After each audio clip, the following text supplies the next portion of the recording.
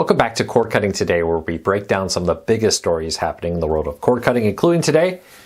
Is net neutrality now dead under the new administration? I got a lot of messages about that. They ended it last time. Will it end again? We'll break it all down, and what does that mean for cord cutting? Also, more sports are coming to over-the-air television. Sports are being seen as the only way for channels to survive right now. I'll tell you why, what's happening, and more. And more password sharing crackdowns are coming, as Max will start slowly and softly at first, cracking down on people sharing passwords to try to save money on streaming. These stories and a whole lot more, there's a lot more to talk about today, are coming up in a quick second. You can find a link though to each story I talk about in the show notes and in the first pinned comment. I'd love to hear from you. If you're new here, please consider hitting that subscribe button, hitting that thumbs up. Doing one or both lets YouTube know you enjoy what we do here, so YouTube recommends our videos to more people, helping us grow, hopefully helping you break free from the high cost of cable TV and still watch the shows that you enjoy. All right, let's dive into it. Will Trump end net neutrality again? Probably, to be honest with you, just probably, not guaranteed, but President Trump, now has been reelected. We're not going to get into any of that here, but let's talk about net neutrality because a lot of people have been asking me about it. Under the previous administration, when he was there, they ended it through the FCC, returning control from the FCC to the FTC. Let's talk about what net neutrality here is. In short, it moves regulatory authority of the internet and what happens on it from the FTC to the FCC. Which also FCC also does radio and television and the like. Now, currently, net neutrality was voted back into law this year. Has not been in law for many years now. And with that, the FCC and FTC are working on a joint kind of supervision of the internet. Now, I predict that it will probably be either overturned in the courts because it's being facing a lawsuit and there's several legal challenges to how it was done, or the new administration will put an end to it. For cord cutting, I'm going to be honest, for the average user, you're not going to notice any difference. Let's just be honest. You probably, if I didn't cover net neutrality, would you have known that net neutrality wasn't in existence all last year and it was coming back this year? Has anything really changed for you? And before that, it was come and go. With that said, there's certain benefits to a lot of the principles of net neutrality for cord cutters. I predict that this will return mostly to the FTC, and the FTC will manage it. Of course, Comcast, AT&T, Spectrum, and others prefer it there. They would rather not deal with the FCC and all the rules and regulations that come with that. Now, do I think it's a good thing, bad thing? It's a mixed bag. Here's the thing. Everybody wants one answer on both sides. Is this better? Is that better? And the truth is there's some pros and cons. So everything in life. And this is one of those situations. For most cord cutters, though, I'm going to be very honest with you, not going to see a big impact. I wouldn't be freaking out over this.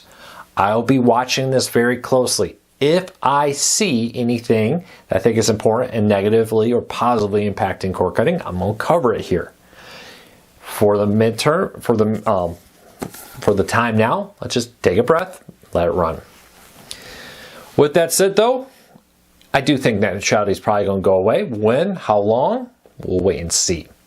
But I got a lot of questions for that, so I wanted to answer it. All right, let's keep moving along. ION scores big. Now, ION will start airing the ION television station, available free over the air and through multiple streaming services. We'll start streaming the National Women's Soccer League and airing it with that. Now, this is important. I've said this for a while. Sports are becoming the thing that TV stations want really bad because it's something people watch live, which means they're more likely to watch the ads, and that means that people are willing to pay more for ads. So that's why you see things like ION television getting into sports, True TV becoming a sports network, and more as more and more sports becomes nationally televised. It'll be interesting to see how this comes out, how this all plays out, how much into sports these stations lean. Networks like ION, which relied heavily on reruns, struggle particularly hard against streaming because why am I going to turn to ION when a lot of those same shows are on Netflix, Prime Video, Disney Plus, whatever it may be. Not just ION, but similar networks too. Because of all that, they're now looking for ways to stand out, and sports is becoming that. The CW leaning heavily into sports under Nextstar's new ownership. Look for this to become more and more common, and I wouldn't be surprised to see even PBS pick up sports. Actually, I know in my local area, some local college games, some bigger ones, have aired on the local PBS station here. Keep that in mind. Leave me a comment, let me know what you think of sports taking over things like the CW, Ion, and who knows, PBS going forward. All right, Max is going to begin a password crackdown for password sharing. Now, Netflix started this trend, had some success. We've seen Disney following it, and now Warner Bros. Discovery is doing the same. Later in the next few months, they'll be rolling this out, but they'll start with a soft messaging that will basically say, hey, you're sharing a password. We would prefer you did not do that. You need to get your own account.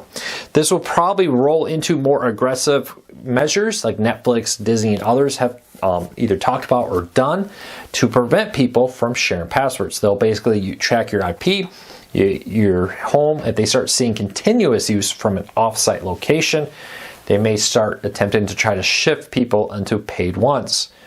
The thing here is they're looking for revenue. These services still struggle to become profitable and stay profitable. And because of that, they're looking for ways to make sure that people who use it are actually paying for it.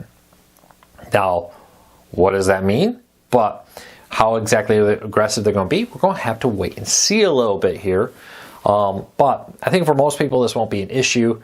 Even if you are password sharing, I think this is going to start off as a general nudge to go get your own. But I do definitely see the day and age where it was just widely, hey, I'll swap with you if you swap with me kind of deals, kind of coming to an end as companies struggle to become profitable as investors demand a return on everything they spent. This comes as Max set a record, though, for adding 7.2 million subscribers in the third quarter of 2023, but yet still struggles with all of the demands on it. They say it gained a profit of $289 million, but that's rolling HBO in along with Max and Discovery Plus into that. It kind of muddies the water a little bit, but it does allow them to claim they're profitable, puts muddying up. No other streaming service kind of bundles their something like HBO into that with that number. I don't know, let me know. Are you a Max subscriber? Why did you subscribe? Why not? When other services are struggling to add new subscribers, Max had a pretty good third quarter with that. I think some of it is the growth of sports on Max as we get ready for things like NBA, NHL, and even college football now, because it's airing on True TV and TNT and other places, now available through Max. All right, Pluto TV is partnering in Canada and the UK with NBC to bring more shows to it. This comes as Pluto TV continues to try to grow its catalogs in international markets with UK and Canada with that. Great news. I know I have quite a few Canadian and UK viewers. Leave me a comment. Are you from Canada or the UK? I'd love to hear from you. But great news. I know you've often struggled with seeing all these new channels come to the US Pluto TV and other services. This time it's for you. NBC Universal is bringing a lot more of their content for free to Canada and the United Kingdom.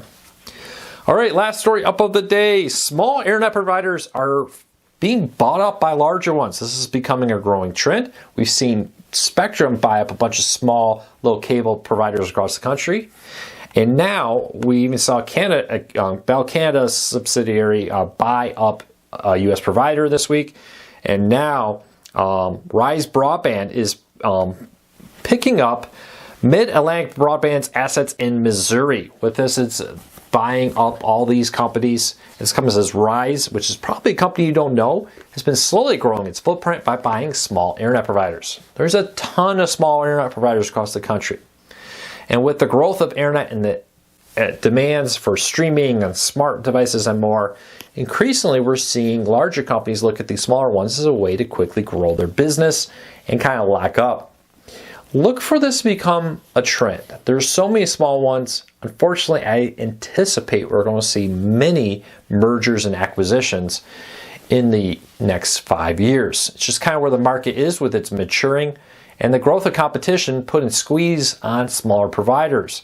We talk about the impacts on Comcast and Spectrum all the time, but so many small providers are also struggling with not just cord cutting, but new internet competition where before they had a captive audience, now there may be Starlink, 5G, maybe another fiber provider in your market. Bring competition, making owners maybe look for a quick way out to profit and get out of what they see as a struggling business. Be interesting to see how that plays out in the long term. But leave me a comment, let me know. Has a local internet provider around you been purchased? I'd love to hear from you.